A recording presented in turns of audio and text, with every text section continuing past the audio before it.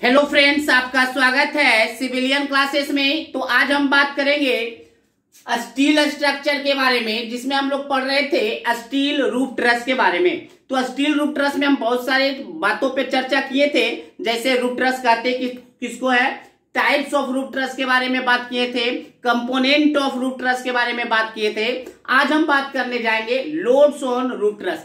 Roof truss का जब हम डिजाइन करने जाएंगे तो कौन कौन से लोड को हम कंसीडर करेंगे उसके बारे में हम चर्चा करेंगे, ठीक है ना। तो हम लोग आज का हेडिंग है प्यारे बच्चों, loads on A roof truss. Roof truss पे कौन कौन सा लोड एक्टिंग करता है उसके बारे में हम लोग चर्चा करेंगे।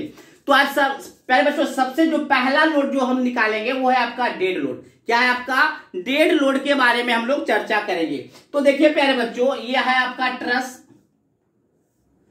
ये है मान लीजिए ट्रस, है ना। तो प्यारे बच्चों इस ट्रस में देखिए, इस ट्रस का जब डेड लोड हम निकालने जाएंगे तो क्या क्या होगा। इस ट्रस को कवर करने के लिए रूफ के लिए कोई मटेरियल होगा, रूफ को कवर करने के लिए कोई मटेरियल होगा जिसको हम रूफ कवरिंग कहेंगे। दूसरा, ये आप जो ट्रस देख रहे हैं वो ट्रस का वेट होगा। और तीसरा, इसमें पर्लिन जो लगा हुआ होगा, पर्लिन का वेट निकालते हैं। तो याद रखिएगा प्यारे बच्चों, जब रूफ ट्रस के डेड लोड के बारे में बात करेंगे तो तीन चीजों के बारे में हम लोग बात करेंगे। पहला है आपका रूफ कवरिंग मटेरियल के बारे में बात करेंगे, दूसरा हम पर्लिन्स के बारे में बात करेंगे, और तीसरा जो है ट्रस के लोड के बारे में बात करेंगे, ठीक है ना। तो सबसे पहले हम बात करेंगे रूफ कवरिंग मटेरियल के बारे में, ठीक है ना। तो अगर रूफ कवरिंग मटेरियल में आप गैल्वेनाइज्ड आयरन शीट यूज कर रहे हैं, इस रूफ को कवर करने के लिए अगर आप जीआई शीट का यूज कर रहे हैं तो उसका जो वेट हम एज्यूम करेंगे 100 to 150 Newton per metre square. 100 से लेकर 150 न्यूटन पर मीटर स्क्वायर तक हम एज्यूम करेंगे उसका सेल्फ वेट। अगर आप asbestos concrete sheet, AC sheet कहने का मतलब क्या है, asbestos concrete sheet, asbestos concrete sheet, तो उसका जो हम सेल्फ वेट लेंगे 120 से लेकर 156 न्यूटन पर मीटर स्क्वायर तक लेंगे, ठीक है ना। दूसरा बात हम करेंगे पर्लिन्स के बारे में। तो पर्लिन का जो वेट होगा 100 to 120 Newton per metre square. मतलब पर्लिन का जो हम सेल्फ वेट मेजर करेंगे, जो एज्यूम करेंगे, वह 100 से लेकर 120 न्यूटन पर मीटर स्क्वायर तक हम एज्यूम कर सकते हैं। अब तीसरा जो बात हुआ प्यारे बच्चों ट्रस, तो ट्रस का जो सेल्फ वेट निकालने का एक फॉर्मूला दिया है, कौन से कोड में, तो IS 875, IS 875। ये पूछ सकता है प्यारे बच्चों, IS 875 ये किसका कोड है, तो लोड का, लोड के लिए है। ये किसके लिए कोड है, IS 875 जो है कोड किसका है, लोड को कैलकुलेट करने के लिए, है ना। तो प्यारे बच्चों इसी IS 875 के मदद से ट्रस का सेल्फ वेट आप किस फॉर्मूले से निकाल सकते हैं, इस फॉर्मूले से, है ना। W बराबर L/3 + 5 × 10, जहां पे W क्या है, weight of truss in newton per metre square, weight of truss in newton per metre square, और L क्या है, span of truss in metre. याद रखिएगा, span of truss in metre. तो प्यारे बच्चों तीनों को निकाल कर हम जोड़ देंगे, क्या कर देंगे, समेशन कर देंगे, तो आपका क्या हो जाएगा, total dead load of roof truss. बात समझ में आया। तो जब भी हम डेड लोड को निकालने जाएंगे तो तीन बातों पर चर्चा करेंगे। पहला है आपका पर्लिन्स, दूसरा है रूफ कवरिंग मटेरियल, एंड तीसरा जो आपका है वो वेट ऑफ ट्रस है ना। तो चलिए इन तीनों को ऐड कर देंगे तो हमारा क्या निकल जाएगा, dead load of roof truss, ठीक है ना। अब हम लोग बात करेंगे लाइव लोड के बारे में। चलिए पहले आप इसको नोट डाउन कर लीजिए।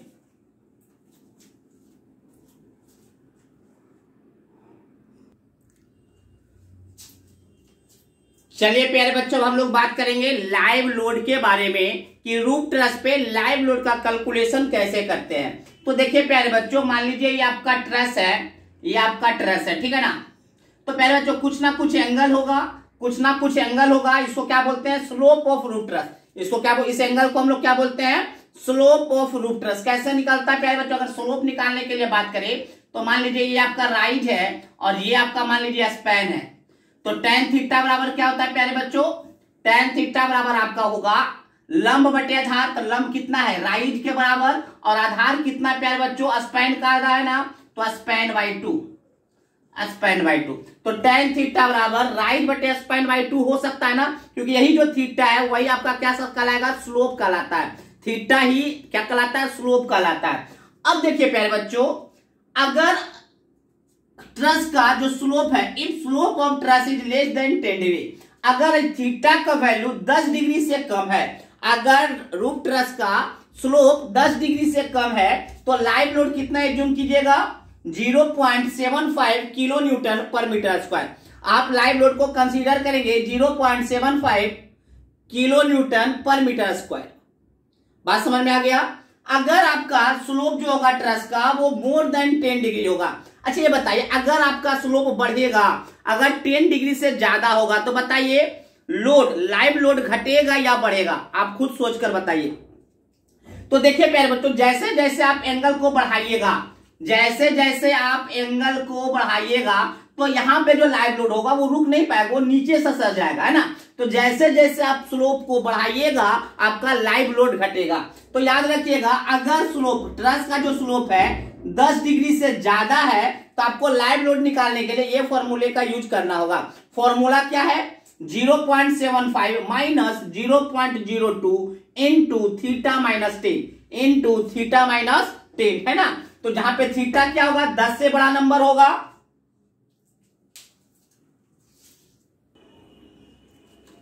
तो देखिए प्यारे बच्चों, जैसा ही स्लोप बढ़ेगा तो यहाँ पे कोई भी चीज अटक नहीं पाएगा, रुक नहीं पाएगा, वो नीचे गिर जाएगा, तो लाइव लोड घट जाता है।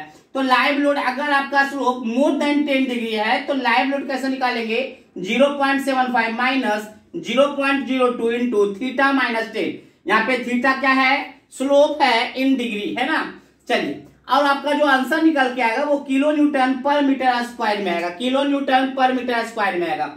देखिए प्यारे बच्चों, किसी भी रूफ ट्रस का लाइव लोड जो है वो 0.4 kilo Newton per metre square से कम नहीं होता है, ठीक है ना।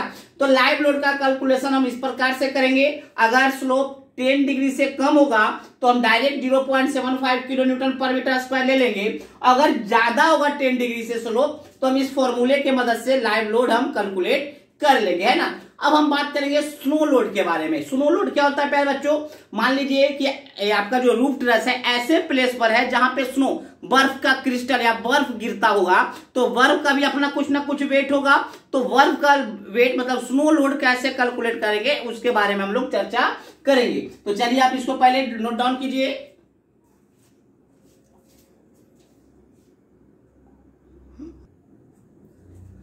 चलिए प्यारे बच्चों, हम लोग बात करेंगे स्नो लोड के बारे में। तो स्नो लोड तो समझ में आ रहा है कि अगर कहीं पे मतलब ऐसे जगह रूफ ट्रस है जहां पे स्नो आता होगा, जहां पे आइस का क्रिस्टल आता होगा, तो वहां पे तो आइस का क्या पड़ेगा, लोड पड़ेगा। तो उस आइस के लोड को कैलकुलेट करने के लिए जो फॉर्मूला है, अगर आपके रूफ कवर पे, अगर आपके रूफ ट्रस पे 1 mm डेप्थ अगर स्नो, 1 mm डेप्थ का वर्म अगर उस पर रुक गया है तो उसका वेट हम लोग मीजर करेंगे 2.5 न्यूटन पर मीटर स्क्वायर। अगर मान लीजिए 2 mm हो गया तो 2 mm होगा तो 2 से मल्टीप्लाई कर देंगे इसमें, तो 2.5 इंटू 2 तो 5 न्यूटन पर मीटर स्क्वायर। अगर मान लीजिए 3 mm डेप्थ हो गया स्नो का तो 2.5 into 3 that mean 7.5 Newton per metre square. That means क्या हो रहा है प्यारे बच्चों, अगर 1 mm डेप्थ है स्नो का तो उस पर जो स्नो का जो लोड आएगा कितना आएगा, 2.5 न्यूटन पर मीटर स्क्वायर। इसी प्रकार से जितना ज्यादा डेप्थ होगा उसके अनुसार हम स्नो लोड बढ़ा लेंगे। बट स्नो लोड तभी कंसीडर किया जाएगा जब आपका स्लोप जो होगा लेस देन 50 डिग्री होगा। स्लोप क्या होगा, लेस देन 50 डिग्री होगा। अगर 50 डिग्री से ज्यादा स्लोप होता है तो वह स्नो जो होगा खुद से इटसेल्फ क्या हो जाएगा, स्लिप कर जाएगा। कहां से, रूफ से, रूफ ट्रस से खुद ब खुद क्या होगा, ससर के नीचे आ जाएगा। तो स्नो लोड कंसीडर हम नहीं करेंगे जब आपका स्लोप 50 डिग्री से ज्यादा होगा। बात समझ में आ गया। तो चलिए प्यारे बच्चों, क्या लिखा हुआ है, snow load is equal to 2.5 newton per metre square for 1 mm depth of snow. ठीक है, 1 mm डेप्थ ऑफ स्नो के लिए 2.5 न्यूटन पर मीटर स्क्वायर का हम स्नो एज्यूम करते हैं। Next, if the slope of the truss is more than 50 degree, अगर आपका ट्रस का स्लोप 50 डिग्री से ज्यादा है then snow load need not to be consider.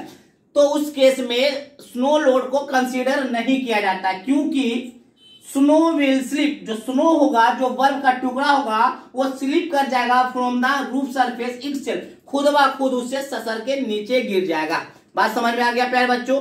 तो ये आपका था स्नो लोड के बारे में। अब हम लोग बात करेंगे विंड लोड के बारे में। किसके बारे में? विंड लोड के बारे में। जो सबसे ज्यादा जो इंपॉर्टेंट है इस चैप्टर में वो विंड लोड का कैलकुलेशन ही है। विंड लोड को कैसे कैलकुलेट करते हैं उसके बारे में ही चर्चा करते करते ये आपका चैप्टर समाप्त हो जाएगा। ठीक है ना। तो चलिए अब हम लोग चलेंगे विंड लोड की तरफ। ठीक है ना। पहले आप इसको नोट डाउन कर लीजिए।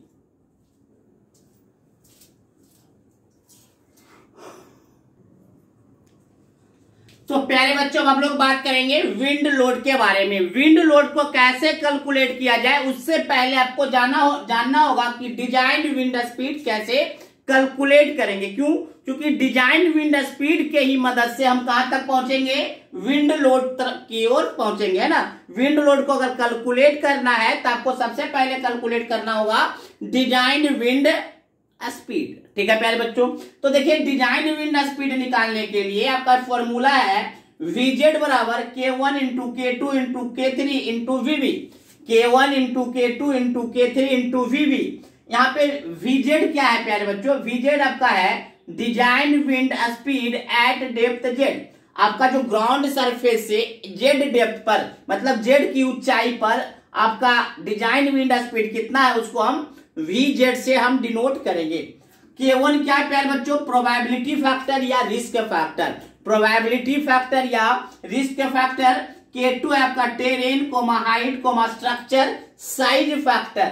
K3 है आपका टोपोग्राफी फैक्टर एंड Vv जो है प्यारे बच्चों बेसिक विंड स्पीड है जो इंडिया के मैप से हम लोग निकालते हैं, जो कि आपको IS 875 1983 पार्ट 3 में दिया हुआ है। IS 875 1987 के पार्ट 3 में आपको दिया हुआ है। तो प्यारे बच्चों सबसे बड़ा बात इसमें है कि हम K1 कैसे निकालेंगे, K2 कैसे निकालेंगे, K3 कैसे निकालेंगे और Vv हम कैसे कैलकुलेट करेंगे। अगर हमारे पास ये चारों आपको टर्म मिल जाए तो हम चारों के मदद से चारों को मल्टीप्लाई कर देंगे तो हमको डिजाइन विंड स्पीड निकल जाएगा, है ना। तो हम बारी बारी से देखेंगे कि K1 कैसे कैलकुलेट करेंगे, K2 कैसे कैलकुलेट करेंगे, K3 कैसे कैलकुलेट करेंगे, उसके बारे में हम लोग चर्चा करेंगे। तो प्यारे बच्चों अगर आपको देखिए इसमें बहुत ज्यादा डाटा आपको याद रखना होगा, बट अगर आपके पास IS 875 1987 पार्ट 3 कोड है तो आपको डाटा याद रखने की जरूरत नहीं है। K1 निकालने के लिए आपको जाना होगा पेज नंबर 11 के पास। उसी तरह से आपका K2 निकालने के लिए आपको जाना होगा पेज नंबर 12 के पास। ठीक है ना। तो अगर आपके पास डिजाइन विंड स्पीड निकालने के लिए जाना होगा पेज नंबर 52 के पास, तो आपके पास क्या होना चाहिए? IS 875 1987 पार्ट 3 ये आपके एग्जाम हॉल में भी आपका अलाउ होगा ले जाने के लिए। ठीक है प्यारे बच्चों। तो चलिए हम बारी बारी से देखते हैं K1 K2 K3 and Vv कैसे निकालते हैं, क्योंकि इसी तीनों के मदद से हम डिजाइन विंड स्पीड कैलकुलेट करेंगे। चलिए नोट डाउन कर लीजिए।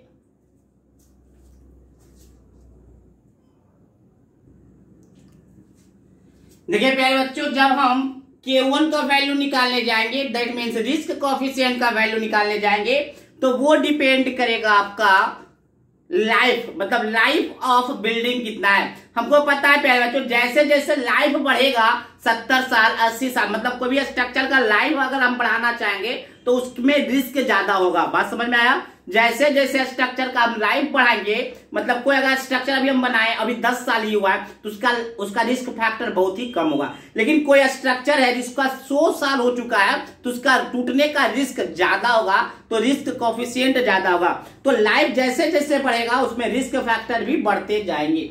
और दूसरा बात विंड स्पीड पे भी डिपेंड करेगा रिस्क फैक्टर, किस स्पीड से विंड जो है आपके स्ट्रक्चर पे आ रहा है उस पे भी डिपेंड करेगा। तो देखिए प्यारे बच्चों कैलकुलेट रिस्क कोएफिशिएंट K1 का वैल्यू दो बातों पे डिपेंड करेगा, पहला आपका लाइफ पे और दूसरा आपका Vv का जो स्पीड है उस पे डिपेंड करेगा। अगर आपका बिल्डिंग का लाइफ 50 साल है और Vv का वैल्यू 33 है तो K1 का वैल्यू 1, 39 पे भी 1। दैट मीन्स अगर कोई स्ट्रक्चर नॉर्मल कंडीशन में है तो उसका लाइफ कितना होता है 50 इयर्स होते हैं और उसका रिस्क कोएफिशिएंट 1 होता है। अगर किसी बिल्डिंग मतलब टेम्पोररी कोई शेड्स है जिसका 5 साल है, जिसका लाइफ क्या है 5 साल है, तो उसका रिस्क फैक्टर ऑब्वियस होगा कि कम होगा। तो उसका रिस्क फैक्टर 33 VV के लिए मतलब बेसिक विंड स्पीड अगर 33 मीटर पर सेकेंड होगा तो आपका K1 का वैल्यू 0.82 होगा।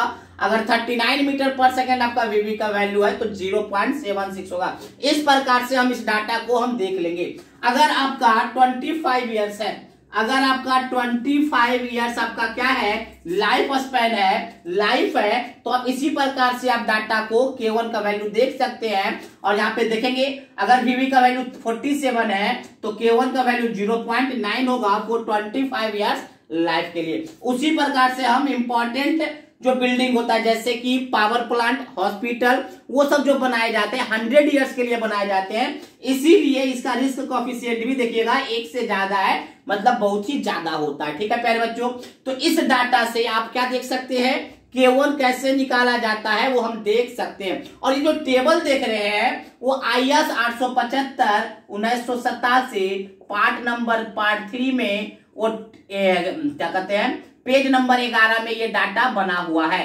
आपको याद रखने की जरूरत नहीं है, ये पेज नंबर 11 में लिखा हुआ है। किसमें 875 1987 पार्ट 3 वाले इंडियन स्टैंडर्ड कोड में। तो चलिए प्यारे बच्चों हम K1 का वैल्यू कैलकुलेट किए, अब हम K2 का वैल्यू, K3 का वैल्यू एंड VV का वैल्यू देखेंगे। पहले आप इसको नोट डाउन कीजिए।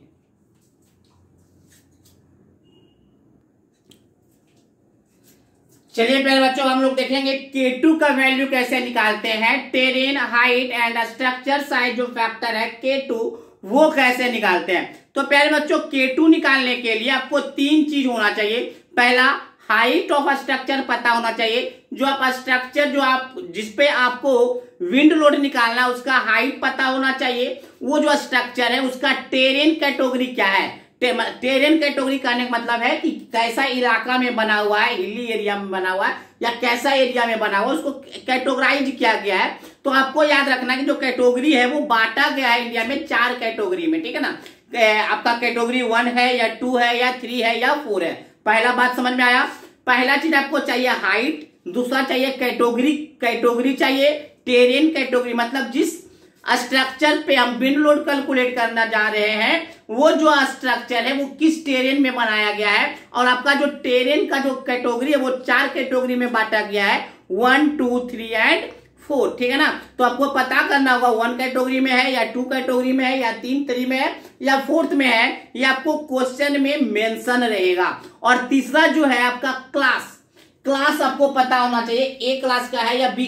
ABC जो होता है प्यारे बच्चों इंपॉर्टेंट ऑफ स्ट्रक्चर के आधार पे बांटा गया, जो जितना ज्यादा इंपॉर्टेंट है उसका क्लास A है, जो सबसे कम इंपॉर्टेंट है उसको क्लास C में रखा गया है। तो देखिए प्यारे बच्चों 3 बातों का होना बहुत ही जरूरी है K2 निकालने के लिए, हाइट, कैटेगरी, टेरेन कैटेगरी और तीसरा जो है क्लास। अगर ये 3 चीज पता है प्यारे बच्चों तो ये टेबल से हम देख सकते हैं। और ये जो टेबल है प्यारे बच्चों पेज नंबर 12 में लिखा हुआ है, पेज नंबर 12 में कौन सा कोड में IS 875 1987 पार्ट 3 में वो जो पेज नंबर है 12 उसमें आपको ये बना हुआ है टेबल, आपको याद रखने की जरूरत नहीं है।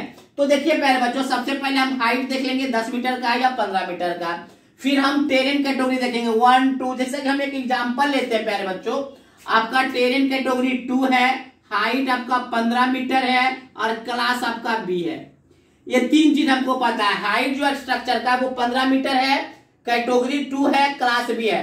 तो सबसे पहले हाइट 15 मीटर, चलिए हाइट 15 मीटर, कैटेगरी 2 ये है कैटेगरी 2, क्लास B। तो कैटेगरी 2 के क्लास B में गए और 15 मीटर देखिए, तो K2 का वैल्यू क्या हो जाएगा 1.02। तो पता चल गया होगा प्यारे बच्चों हाइट, कैटेगरी और क्लास के मदद से हम कैसे निकालेंगे। जैसे प्यारे बच्चों मान लेते हैं क्लास 1 है, हाइट आपका 22 मीटर है, 22 मीटर है और क्लास आपका C है। अब देखिए प्यारे बच्चों BC मान लीजिए, फिर तो हम इंटरपोलेट कर लेंगे क्लास 1। तो इस क्लास में देखेंगे क्लास 1 ये है, सॉरी कैटेगरी 1 आपका कैटेगरी 1 ये है, क्लास C आपका ये है, कैटेगरी 1 क्लास C और हाइट आपका 20 मीटर। तो इसका मतलब ये वाला होगा 1.06। तो प्यारे बच्चों हाइट, कैटेगरी एंड क्लास के मदद से हम K2 का वैल्यू निकाल लेंगे इस दिए गए टेबल के मदद से। और ये जो टेबल है पेज नंबर 12 IS 875 1987 पार्ट 3 में दिया हुआ है। अब चलेंगे प्यारे बच्चों हम लोग K3 के तरफ। K3 क्या था? टोपोग्राफी फैक्टर था, वो हम कैसे कैलकुलेट करेंगे, पहले आप इसको नोट डाउन कर लीजिए।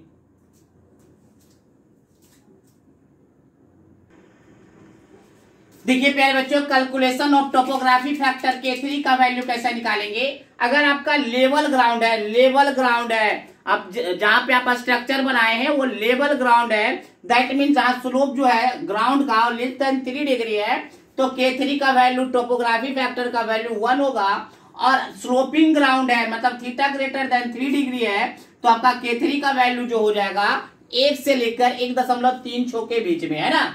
अब देखिए प्यारे बच्चों, हिली एरिया है या रीज लाइन है, हिली और रीज एक ही बात हुआ प्यारे बच्चों। तो K3 का जो वैल्यू है हम निकालेंगे 1 + CS।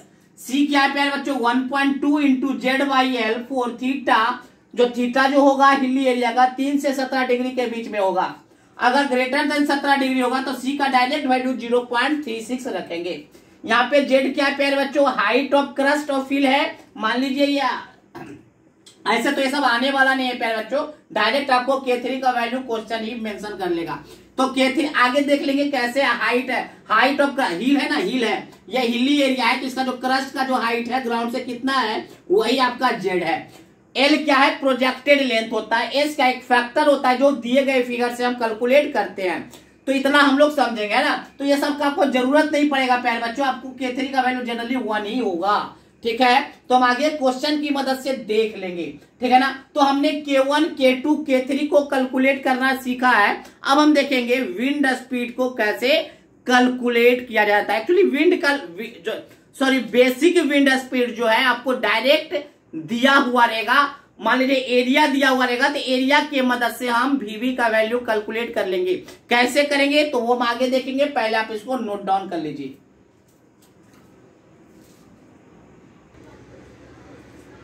तो प्यारे बच्चों हम लोग देखेंगे calculation of basic wind speed. तो देखिए प्यारे बच्चों, आप कैलकुलेट नहीं कीजिएगा, डायरेक्ट आप जाइएगा IS 875 1987 पार्ट 3 के पेज नंबर 52 में। कहा जाइएगा? पेज नंबर 52 52 में जाइएगा। तो एक तरफ दिया हुआ होगा सिटी और टाउन का आपका लिस्ट दिया हुआ होगा, और एक तरफ बेसिक विंड स्पीड का डाटा दिया हुआ होगा। जैसे आगरा में अगर आप आगरा में आप स्ट्रक्चर बना रहे हैं, तो आगरा में जो बेसिक विंड स्पीड होता है वो 47 मीटर पर सेकेंड होता है। उसी तरह से अल्मोड़ा में 47, औरंगाबाद में 39, बरौनी में 47। तो सिटी के बगल में उसका बेसिक विंड स्पीड आपको दिया हुआ रहेगा।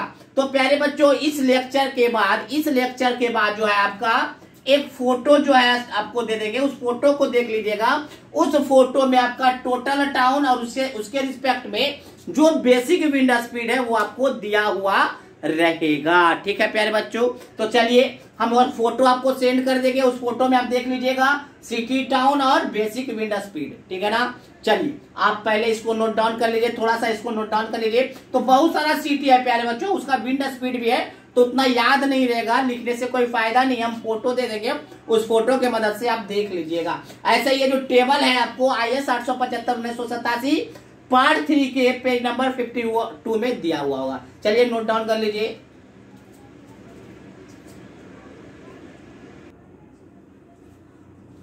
तो प्यारे बच्चों, अभी हम लोग सीख रहे थे डिजाइन विंड स्पीड कैसे हम लोग कैलकुलेट करेंगे, उसके बारे में हम लोग सीख रहे थे। उसमें हमने ये सीखा K1 कैसे कैलकुलेट करेंगे, K2 कैसे कैलकुलेट करेंगे, K3 कैसे कैलकुलेट करेंगे, फिर VV का डाटा कैसे हम लोग देखेंगे, ठीक है ना। तो उसके बारे में, इन चारों के बारे में हम देखें, चारों को आपस में मल्टीप्लाई कर देंगे तो VZ निकल जाएगा, डिजाइन विंड स्पीड निकल जाएगा।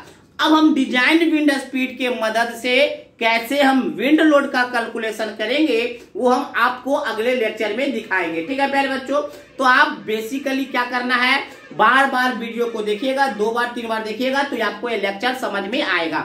हो सकता है पहली बार में ये लेक्चर आपको समझ में ना आए, तो 2 बार 3 बार देखिएगा, बुक का हेल्प लीजिएगा, तो आपको क्लियरली रूप से इसके सारे कॉन्सेप्ट को आपको अच्छे से समझ में आ जाएगा। और उसके बाद जब हम न्यूमेरिकल करवाएंगे तो आपका सारा कॉन्सेप्ट क्लियर करवा देंगे। ठीक है प्यारे बच्चों, तो चलिए आज के लिए बस इतना ही, अगले क्लास में मिलते हैं, अगले लेक्चर में मिलते हैं।